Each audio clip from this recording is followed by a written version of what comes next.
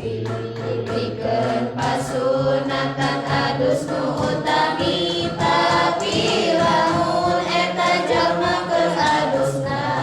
subak cabang mumatak jadi batalna, maka eta kudu make niat ngaleungitkeun hadas leutik ulah lepat, tegasna eta jalma kudu wuduna kana sakumaha wudu nu farduna, jeung nya kitu eta disunatkeunana dikeun ka jalma anu erek adusna nalika mumbabuuk anu kandelna, jeung lupat tepit lilianganana supaya eta cai wudu nepina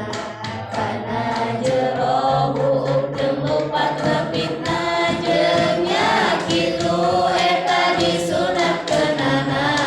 ngosok-ngosok kana sakabe badana,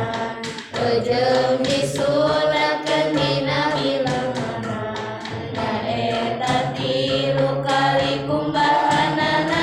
sakumaha nu aya dina wuduna, peku anjeun pigawe dina adusna saperti dina ngamimitianana, tah eta kudu tiberakatuna, jeung nya kitu eta disunatkeunana pikeun awewe nu beres tina hena, nyaeta urut leutik nu kaluarna